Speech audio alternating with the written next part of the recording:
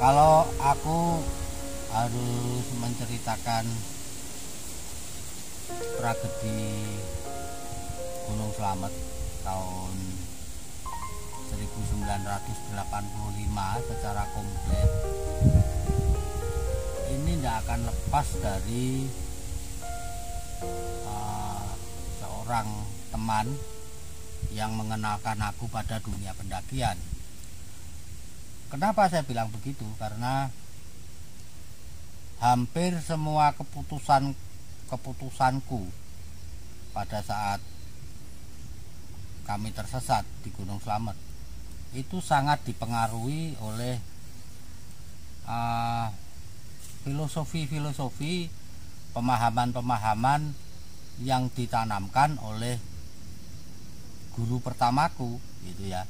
Jadi andai kata itu terjadi, tragedi itu terjadi setelah lebih lama aku mendaki sendiri, mungkin keputusan-keputusan itu juga beda.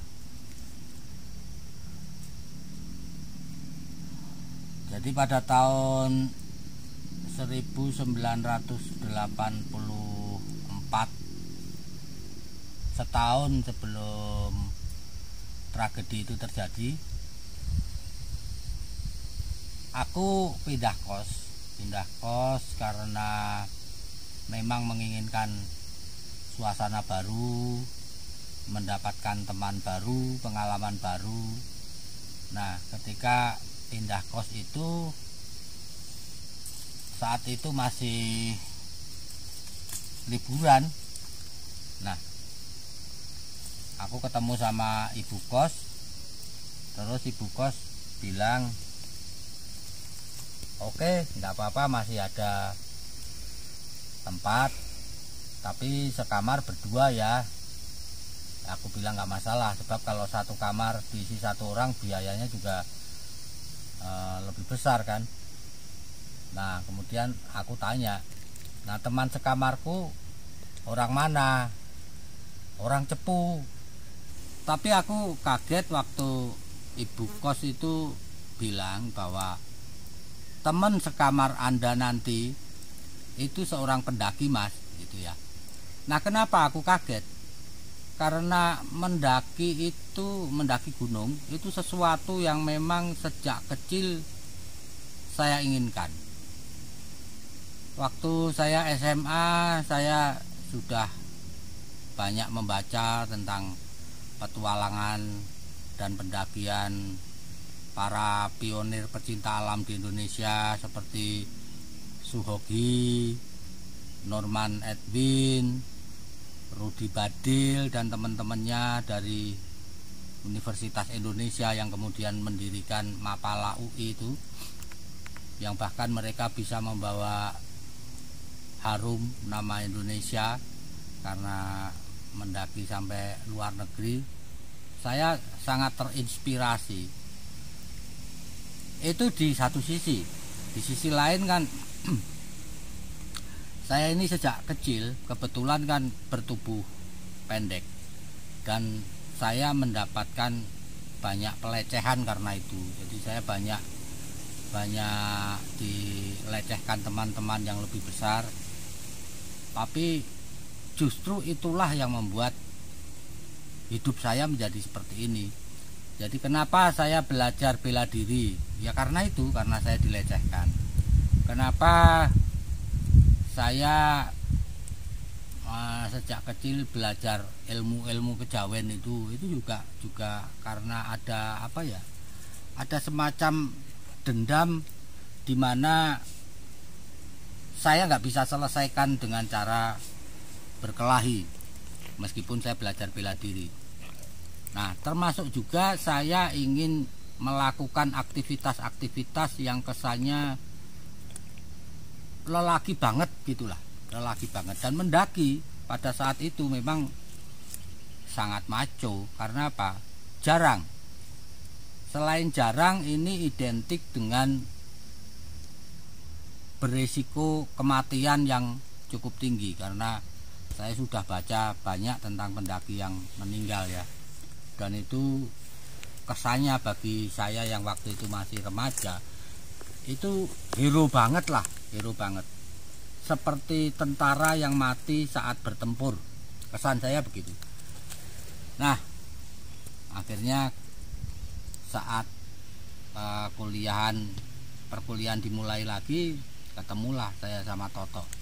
Dan pertemuan ini menegaskan bahwa image saya tentang pendaki sudah benar. Karena apa? Karena si Toto ini, namanya Toto Sudarwanto, dia badannya tinggi besar, gagah, jalannya juga gagah. Waktu datang dari rumahnya di Cepu ke kos-kosan itu dia bawa ransel, sepatu PDL, keren sekali. Wow, gitu ya, pikir saya, wow, ini pendaki ini kayak gini nih, keren banget. Akhirnya saya ngomong, Tok, saya pengen ikut mendaki, boleh nggak? Oh boleh, kenapa enggak? Tapi kamu harus beli alat-alatnya. Oh nggak masalah.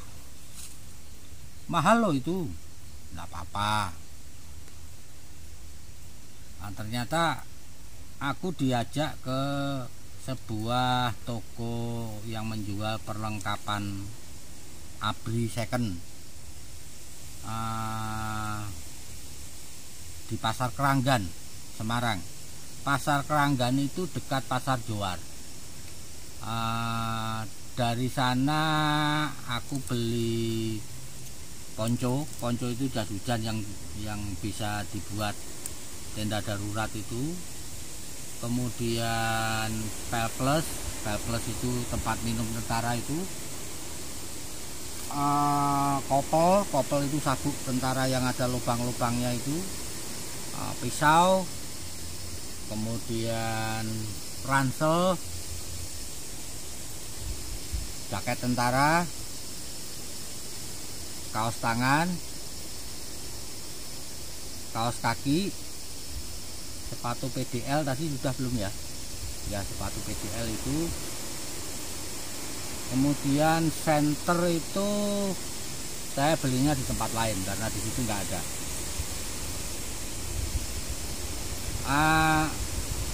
Si Toto ini agak heran juga kenapa saya bisa membeli semuanya sekaligus. Sebab kata Toto, dia sendiri dan teman-temannya untuk beli barang second itu aja mereka harus mengangsur, artinya nggak semua bisa dibeli.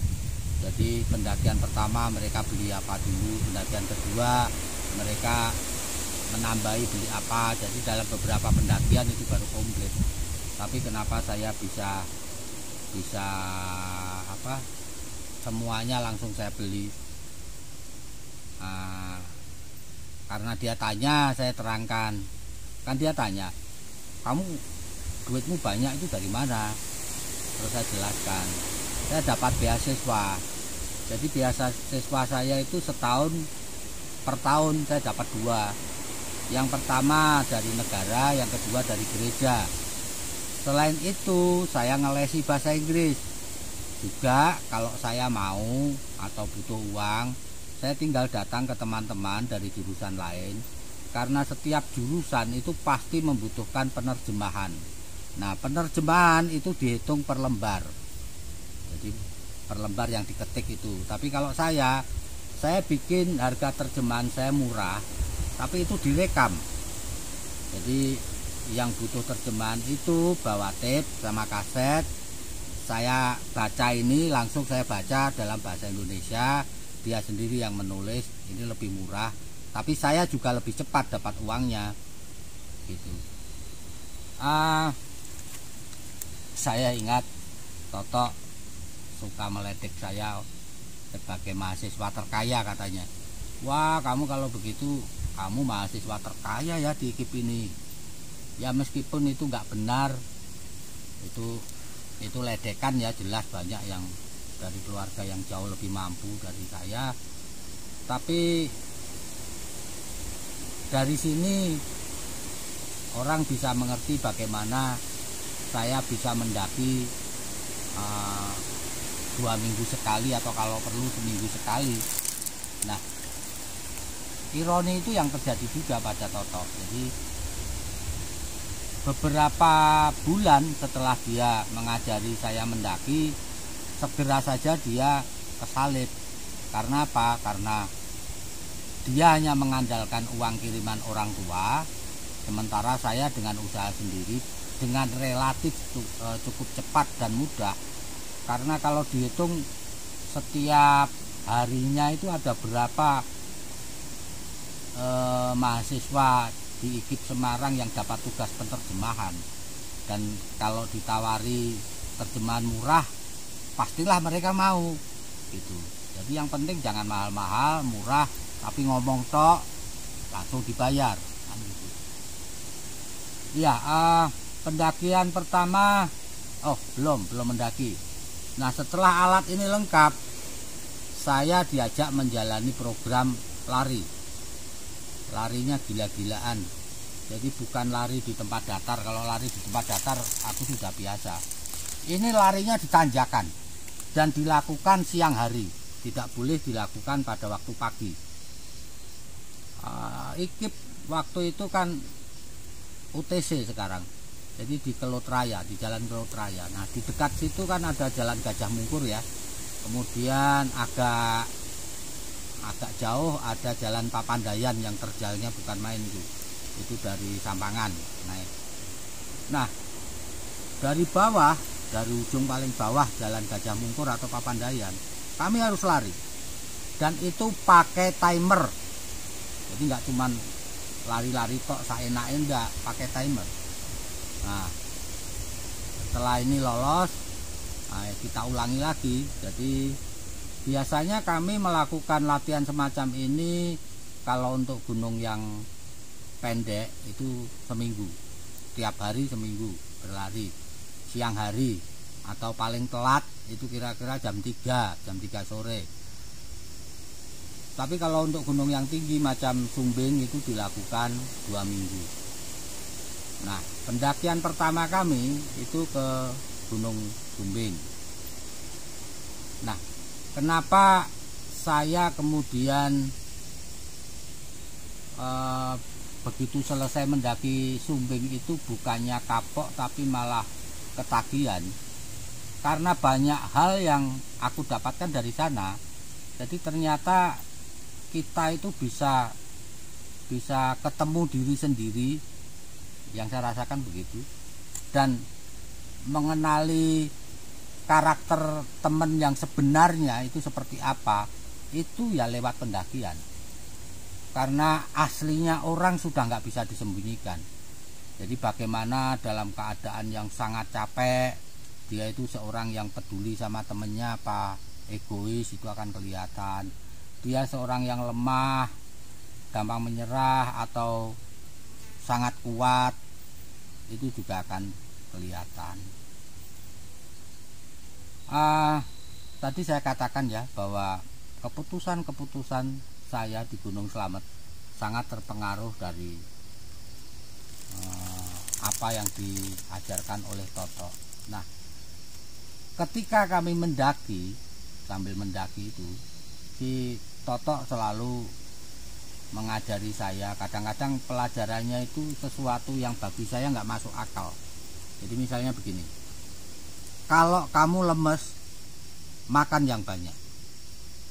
Kalau kamu masuk angin, kamu juga harus makan yang banyak. Jadi intinya tak pikir itu cuma makan aja yang banyak. Jadi kalau misalnya galau, jadi kalau kita di gunung kan kadang-kadang kita jadi tersesat misalnya ya, terus galau, makan.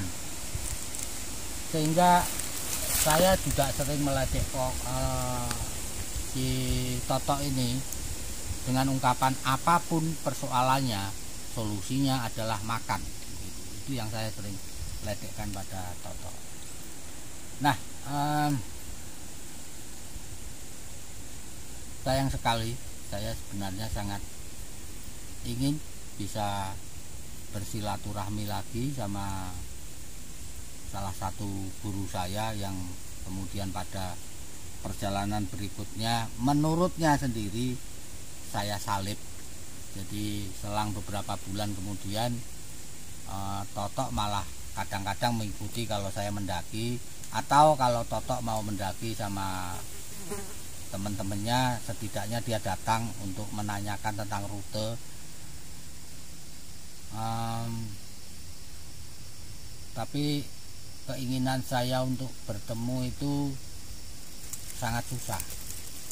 Jadi bukan hanya saya sebenarnya, jadi teman-teman seangkatan itu dan sehobi waktu itu, teman-teman pendaki itu banyak yang ingin bersilaturahmi ke Totok karena kami mendengar bahwa Totok ini sedang bernasib kurang baik.